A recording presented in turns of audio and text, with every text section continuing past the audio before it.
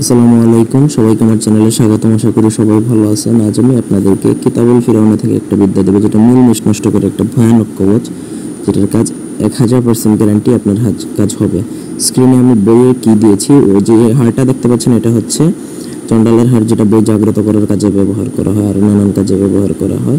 তো স্ক্রিনে আমি একবার বই থেকে দিয়েছি, যাতে কারো কোনো কনফিউশন বা সন্দেহ না থাকে।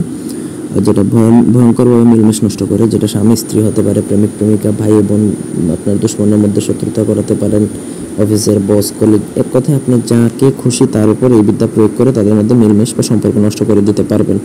ব্যক্তিগত যে কোনো প্রয়োজন বা যে কোনো কাজের জন্য স্ক্রিনে দেওয়া নাম্বার আছে, সরাসরি ফোনে বা হোয়াটসঅ্যাপে যোগাযোগ করে যে কোনো কাজ করাতে পারবেন। দেশে বা দেশের বাইরে থেকে এখানে সব ধরনেরই কাজ করা হয়।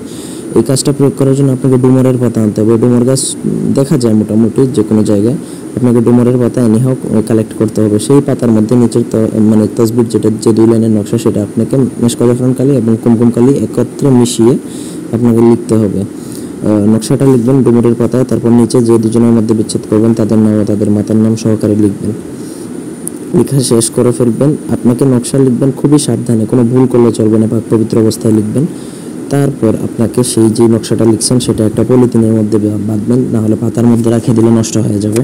পলিথিনটা ভালো করে পলিথিন দিয়ে ভালো করে বেঁধে আপনাকে সেটা কোনো ভয়ানক জায়গায় দাফন করতে পারেন। ভয়ানক জায়গা বলতে বোঝানো হয় যে কবরস্থান, শ্মশান, এই টাইপের জায়গাগুলো, অথবা রাত্রিবেলা আপনাকে নদীর চরে যে দাফন করতে হবে, অথবা যেই জায়গায় মোটামুটি জিন ভূতের আনাগোনা বেশি, আপনার এলাকায় মানুষের মুখে প্রচলিত যেই জায়গাটা ভালো না, ওইসব জায়গায় দাফন করে আসতে হবে। যে কোনো একটা নকশায় লিখবেন, ব্যাস তাদের মধ্যে সারা জীবনের জন্য বিচ্ছেদ হয়ে যাবে 3 দিন বা 72 ঘন্টার মধ্যে। এটা খুবই পরীক্ষিত এবং প্রসিদ্ধ একটা বিদ্যা। অন্যভাবে কাজ করলে নিজের ক্ষতি হতে পারে, নিজে গুণাগার হবেন। তো এই ছিল আজকের ভিডিও। ধন্যবাদ।